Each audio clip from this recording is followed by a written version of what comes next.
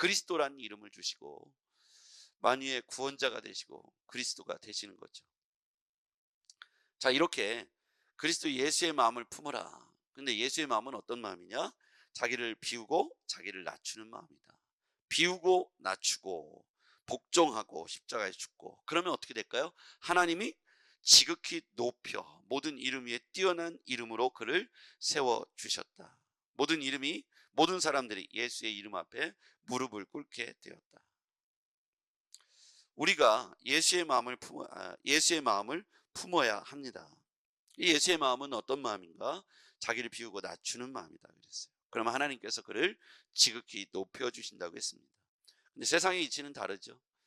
우리가 스스로를 높이려고 하고 높아지려고 합니다. 가장 높은 자리에 올라가는 것을 늘 꿈꾸죠. 이것을 성공이라고 가르치면서 높은 자리에 올라가기 위해서 수단과 방법을 가르치지 않는 것이 현 시대의 모습입니다. 하나님은 자기를 낮추라고 말씀하십니다. 비우라고 말씀하십니다. 그때 하나님께서 채우시고 높여주시겠다고 말씀하시는 것이죠. 이것이 신앙 안에서의 원리인 것입니다. 하나님이 높여주실 겁니다. 그러므로 우리 스스로를 높이지 말고 우리는 낮추고 비워야 하는 것이죠. 예, 오늘 우리는요, 비우고 그리고 흘려보내야 합니다. 고인물이 되어서는 썩게 되는 것이죠. 우리가 이제 주의 성령을 사모하면서 열심히 찬양하고 예배하고 부르짖습니다. 우리가 하나님 안에서 이렇게 열정을 갖고 충만한 가운데 있을 때 우리가 해야 할 다음의 스텝은 뭐냐면 흘려보내는 것이죠. 물질도 흘려보내고 그리고 사랑도 흘려보내고 은혜도 흘려보내고 우리의 사랑과 관심을 이웃을 위하여서 흘려보내야 합니다. 최근에 우리는 붕어빵을 구워서 열심히 이렇게 주변을 섬깁니다. 이것이 대략 이제 한 달 조금 넘으니까 사람들이 이제 청주 상록수교에서 붕어빵을 나누는 줄 알고 있어요. 이례적 행사가 아니죠. 그러다 보니까 사람들이 이제 기다리기도 하고 또 미안해도 하고 받기도 하고 그렇습니다. 어제는 우리가 은혜의 집에서 함께 예배함으로 사랑을 나눴어요. 그리고 함께 손을 잡고 산책하면서 그리스도의 사랑을 나누고 실천했습니다. 저는 우리 교회가 나아갈 방향성이 예수 그리스도께서 자신을 우리 가운데 보여주시는 그 예수의 마음을 품어야 된다고 생각합니다. 예수님은 스스로 존귀하고 높은 자리에 머무르시지 않았습니다. 자기를 비우고 낮추셨다고 했고 복종하셨다고 했습니다. 원래 하나님과 동등하신 본체이시나 동등됨을 취하지 않고 사람의 형상을 입고 이 땅에 오셨다고 했습니다. 그리고 자기를 비우고 자기를 낮추셨습니다. 근데 오히려 많은 사람들은 높아지려고 하죠. 교회 안에 있으면서도 예수를 따르는 사람들이라고 하면서도 스스로를 높아지려고 합니다. 어떻게 되면 다른 사람보다 더 높은 자리에 올라갈까를 꿈꾸죠. 그것은 옳지 않습니다. 교회 안에 직분을 맡은 자들은 예수의 마음을 품어야 합니다. 직분을 맡으면 맡을수록 비우고 낮춰야 합니다. 복종해야 하는 것이죠. 예수님과 동등된 자리에 올라가서는 안 됩니다. 가장 말제의 자리로 내려가서 섬기는 자가 되어야 하는 것이죠. 이것이 그리스도 안에서의 원리입니다. 비우고 나눠주면, 흘려보내면 채우시고 높여주신다는 것이 예수 그리스도의 오늘 가르침인 것이죠. 저를 비롯해서 안수집사님, 장로님, 권사님, 우리 집사님들 낮아지고 겸손해지고 섬기는 자리에 가야 합니다. 이웃을 그리고 우리의 교회의 형제 자매를, 새가족들을 섬기는 자리로 가 주셔야 합니다. 네. 그래서 주차도 이 근처를 좀 양보해 주셔야 돼요. 그래서 철탑도로변에 대고 우리 새로운 가족들이 이것에 편안하게 될 수 있도록 그렇게 섬기는 거죠. 내가 할 수 있어도, 얼마든지 내가 그 자리에 갈 수 있어도 그 자리를 비워두는 거죠. 저는 토요일이 되면 제 차를 밖으로 빼놓아요. 왜냐하면 누군가 또 돼야 되니까. 이렇게 우리는 누군가에게 내 자리를 양보할 수 있는 마음을 갖는 것이 중요합니다. 여러분, 우리가 그리스도 안에서 예수님이 하나님과 동등됨을 취하지 않았다는 사실, 그리고 자기를 비웠다는 사실, 낮추셨다는 사실을 동그라미 쳐놓고 우리가 어떻게 살아야 될까 할 때 예수의 마음이다. 그 예수의 마음이 뭐 수석 장로가 되고 수석 부목사가 되고 무슨 회장이 되고, 그게 예수의 마음이 아니라는 거예요. 어디 앞에 가면 사람들이 이제 장로님들석이 따로 있고 거기에 수석 장로님석이 따로 있고 맨 앞자리에 그걸 해놨더라고요. 여러 가지 의미가 있을 거예요. 뭐 모범을 앞에서 보여주시라는 의미도 있을 거고 또 이렇게 존중한다는 의미도 있을 거예요. 근데 예수의 가르침에는 충돌되는 것 같아요.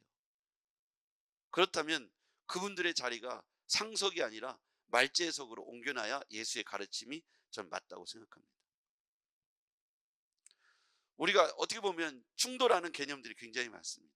예수의 가르침을 실천한다고 하면서 뭔가 또 다른 계급을 만들고 수직 개념으로 그렇게 교회가 변화가고 있다면, 어떤 사람은 교회 나오면 교회에서 어른이 된다는 건 저렇게 하는 거구나 라고 하는 모본이 성경의 가르침이 아니라 세상의 가르침을 쫓아가고 있다면 우리 스스로 그런 수직적 개념을 내려놓고 섬기는 자로 돌아서야 하는 것이죠. 우리는 모두 봉사자가 되어야 하고 우리는 모두 섬기는 자가 되어야 합니다. 어떻게 하면 예수의 마음을 가질까? 그는 하나님과 동등한 본체이시나 동등됨을 취하지 않으셨다는 걸 기억하시기를 바랍니다.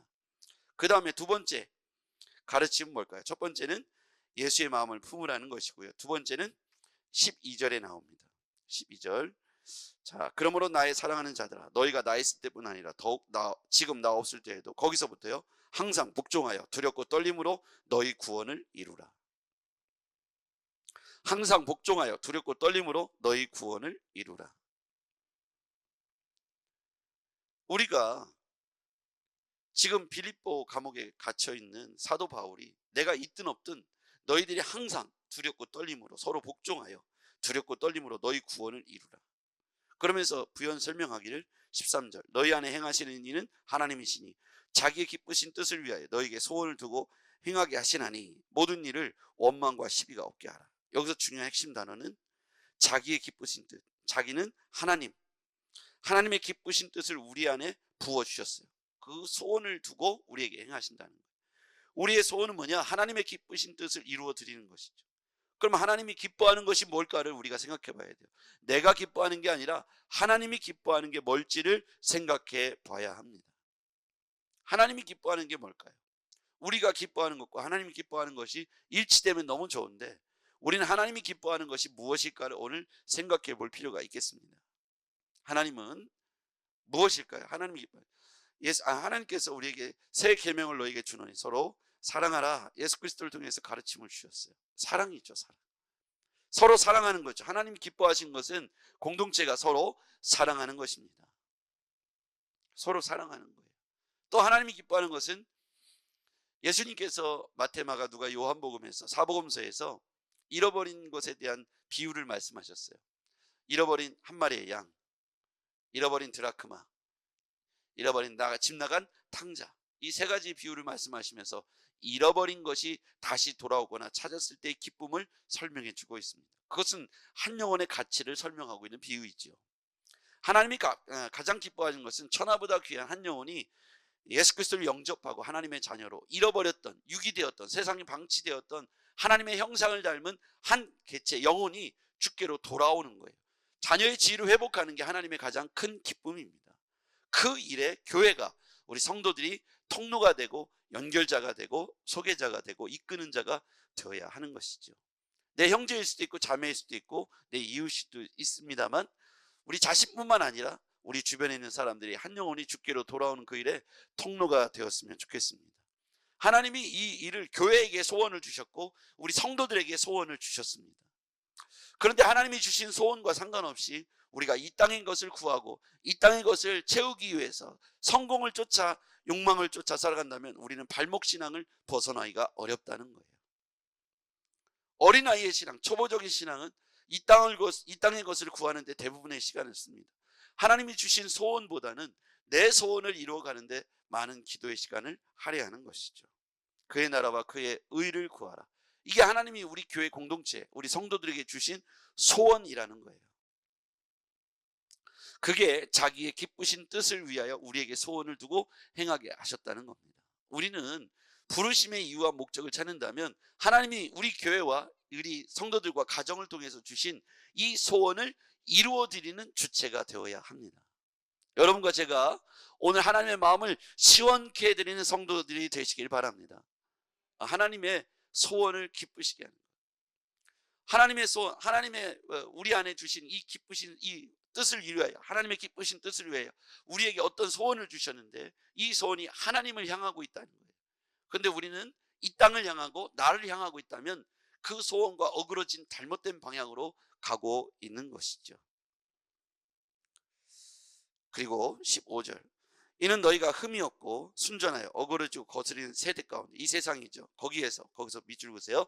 하나님의 흠 없는 자녀, 세상에서 그들 가운데 빛들로, 하나님의 흠 없는 자녀, 빛들로 나타내라는 거예요.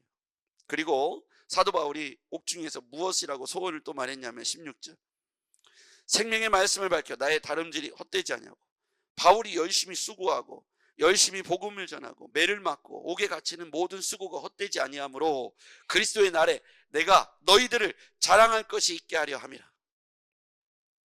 교회를 자랑하고 싶고 여러분을 자랑하고 싶은 것이 바로 사도 바울의 마음이라는 거예요. 저의 마음이고 사도 바울의 마음입니다. 맡은 자로서 여러분이 자랑스러운 성도들이 되었으면 좋겠습니다. 하나님이 여러분을 생각하실 때 흐뭇하고 자랑스러운, 예수께서 여러분을 생각할 때 정말 흐뭇하고 자랑스러운, 우리 교회를 생각하실 때 흐뭇하고 자랑스러운, 여러분의 기업과 여러분의 가정을 보실 때 흐뭇하고 자랑스러운, 내가 너로 인하여 자랑스럽게 여긴다. 여러분, 자녀들이 있으면 모두 다 사랑스럽지만 자랑스러운 자녀가 또 있을 수 있고요, 제자들이 있다면 그 제자들 중에 너무나도 사랑스럽지만 자랑스러운 제자가 있고요, 친구들이 여럿 있는데 그 친구가 여럿 있지만 자랑스러운 친구가 있어요. 그러면 자랑스러운 친구를 생각할 때 어떤 친구냐?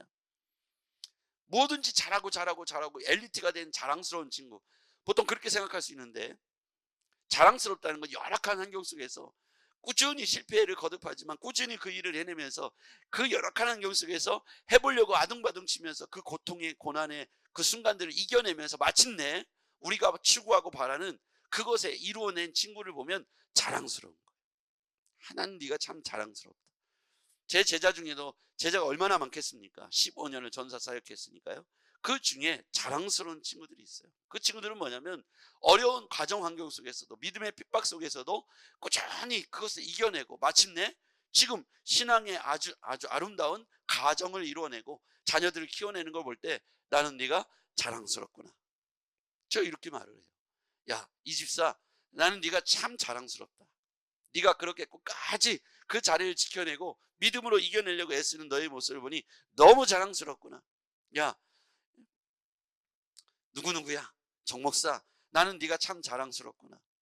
네가 힘들고 어려운 환경 속에서도 그곳에서 교회를 세우고 열심히 사역하는 모습을 보니 마음이 기쁘고 자랑스럽구나. 여러분, 사도 바울이 성도들을 향해서 옥중에 편지를 쓰면서 내 수고가 헛되지 않고 내가 그리스도의 날에 너희들을 자랑하기를 원한다. 그러니 내가 있든 없든 날마다 너의 구원을 이루며 빛들의 자녀로 살아가라 라고 권면하고 있습니다. 예수의 마음을 품으라. 그리고 날마다 두렵고 떨림으로 내가 있든 없든 너희 구원을 이루라. 너희 안에 하나님이 기쁘신 뜻을 두었는데 소원을 두고 행하시나니 너희가 그 소원을 이루어내며 마침내 그리스도의 날에 내가 너희를 자랑할 수 있는 기쁨이 있었으면 좋겠다.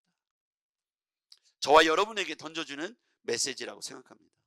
우리가 힘들고 어려워도 오늘 하루 우리에게 주신 하나님의 소원을 이루어드리는 복된 하루가 되기를 주의 이름으로 축복합니다.